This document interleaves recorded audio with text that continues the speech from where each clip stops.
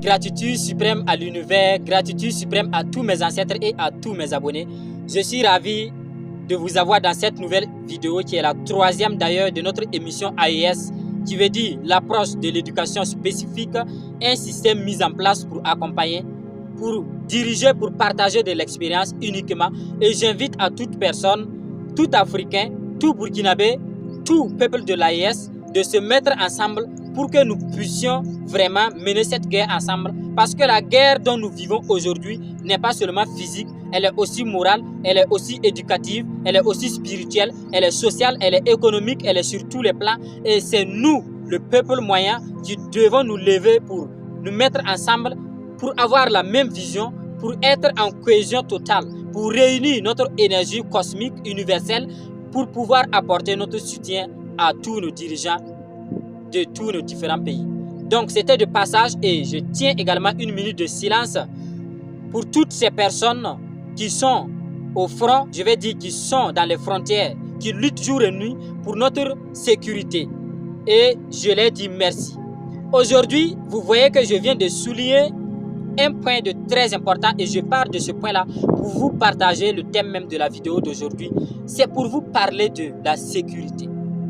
La sécurité, aujourd'hui, nous sommes inquiets parce que nous sommes attaqués physiquement, parce que nous sommes attaqués par des hommes lourds d'armée, je vais dire. Mais sur ce champ, nous sommes réjouis ou bien nous sommes heureux lorsque nous attendons une victoire de nos hommes. Lorsque nous attendons le moment qui va arriver ou bien le moment même de dépressif de l'ennemi. Mais malheureusement, souvent ce qui arrive, ce n'est pas le cas. Et si ce qui arrive n'est pas le cas, nous succombons. C'est-à-dire, nous allons succomber à la peur. Nous allons succomber au manque de confiance en nous. Nous allons succomber au fait de ne pas avoir tous les moyens nécessaires. Ce n'est pas le cas. Le cas ici est que vous avez déjà programmé dans votre esprit, dans votre cerveau, que ce que vous êtes en train de faire, si jamais vous ne réussissez pas à le faire, cela va vous impacter négativement. Et malheureusement, c'est le cas. Et c'est ce qui arrive à plusieurs milliers de personnes. Et même à moi qui suis en train de vous parler. Parce que nous ne sommes pas conscients des 98 à 99% des pensées que nous pensons tous les jours ou à chaque minute ou à chaque seconde de notre vie. Et pourtant, les 1% qui restent, si nous avons la profonde confiance en nous, la conscience légale et spirituelle, focus sur cette pensée de 1%, nous pouvons réaliser de grandes choses. Raison pour laquelle, en parlant de la sécurité, une fois que vous avez déjà programmé dans votre esprit que si jamais la chose se passe mal, vous allez être dans un mal état. Si elle se passe mal, vous serez dans un mal état, vous ne pouvez pas être bien. Parce que c'est logique, c'est naturel. C'est ce que vous vous dites à vous-même qui vous arrive. Quand on dit dans la Bible, Genèse, je dirais chapitre 1, si je ne me trompe pas bien, que Dieu a fait le monde avec la parole, a créé le monde avec la parole. Cela veut dire que chaque mot qui sort de notre bouche, chaque construction de phrase que nous effectuons ou que nous dirigeons avec notre monde extérieur anime une énergie. Et cette énergie est constructive, cette énergie est émotionnelle et cette énergie est pensée. La parole, c'est la pensée. La pensée, c'est la parole. Vous ne pouvez pas comprendre la différence de ces deux choses. Mais vous devez étudier à pouvoir équilibrer la pensée et la parole.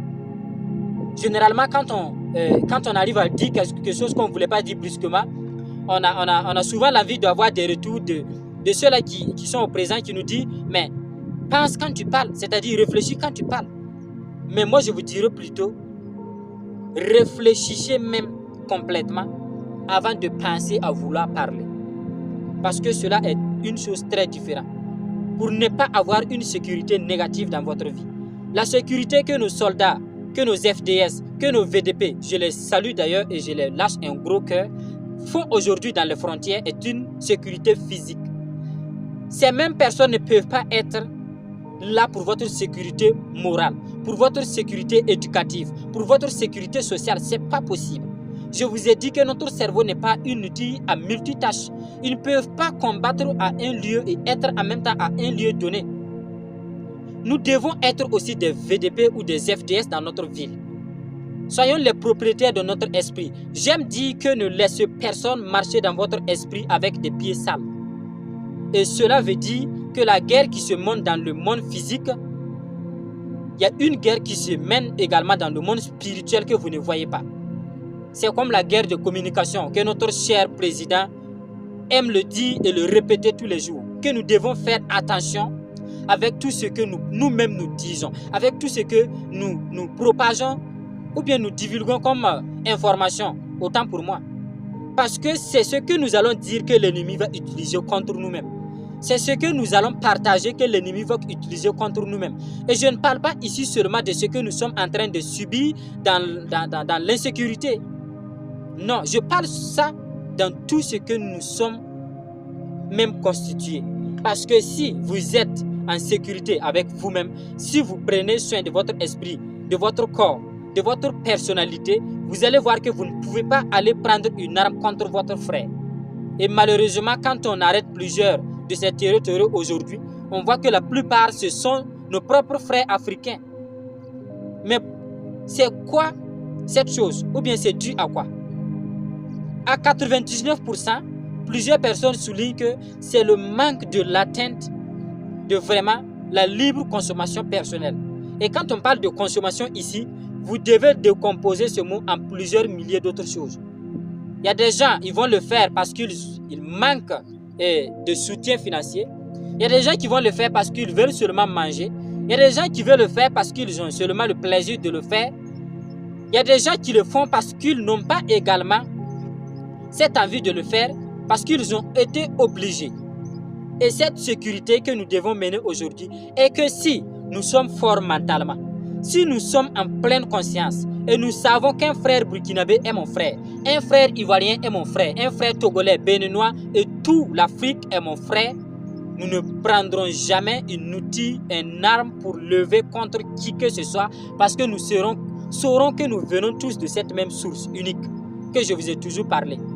Cette vidéo, ce n'est pas pour sensibiliser quelqu'un.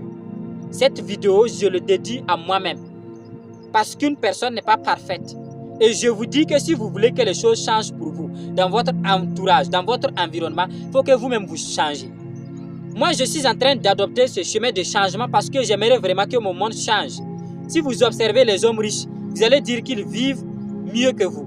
Ces hommes ne vivent pas mieux que vous, mais dans leur esprit, ils sont mieux que vous parce que, je vais dire certains riches, je le souligne, parce qu'ils ne pensent plus à la pauvreté. Ils ne pensent plus au manque d'eau, au manque de nourriture, aux choses négatives, rarement. Parce qu'ils se disent déjà que l'argent peut résoudre toutes choses. Et c'est avantageux pour eux. Si vous êtes pauvre aujourd'hui, vous n'aurez pas les mêmes pensées que le riche. Parce que vous allez également penser à vouloir avoir un nouveau travail, à créer, à innover, à voyager, à éduquer. Toutes ces choses, vous ne pourrez pas avoir les mêmes pensées que celui-là qui possède déjà ce que vous voulez avoir. La sécurité ici, elle est morale, elle est éducative, elle est spirituelle, elle est quotidienne. La sécurité est personnelle. Vous devez prendre la décision. Moi, en telle personne, je me donne le nom, je prends la décision aujourd'hui d'arrêter de faire certaines choses. Il faut savoir que tout ce que vous pensez, tout ce que vous imaginez, tout ce que vous dites va impacter votre nature, va impacter votre environnement et votre pays, votre ville, votre village, votre lieu de travail, votre monde intérieur. Et si jamais ce que vous faites impacte négativement votre monde intérieur, vous êtes foutu. C'est en ce moment que vient la dépression. C'est en ce moment que vient l'obscurité. C'est en ce moment que vient la misère. C'est en ce moment que vient le manque de confiance en soi. Parce qu'en ce moment, vous êtes en face de vous-même d'une personne que vous refusez de croire que ce n'est pas vous. Vous avez seulement calculé toutes ces choses de ce que vous avez vu, de ce que les autres vous ont appris, de ce que vous avez eu comme information. Malheureusement, aujourd'hui, nous scrollons sur les réseaux parce que nous voulons nous faire plaisir. D'autres se disent, j'ai beau travailler la journée, le soir, il faut que j'aille sur TikTok pour, pour essayer de me divertir un peu. Je vais vous dire que les réseaux sociaux, ce n'est pas un coin de divertissement. Et l'Occident a envoyé toutes ces choses pour nous endormir de plus. Pourquoi le troisième œil qui est la glande pinéale ou bien si vous étudiez dans les anciennes histoires égyptiennes, vous allez voir que c'est l'œil d'Horus qui est représenté comme le troisième œil, qui est la glande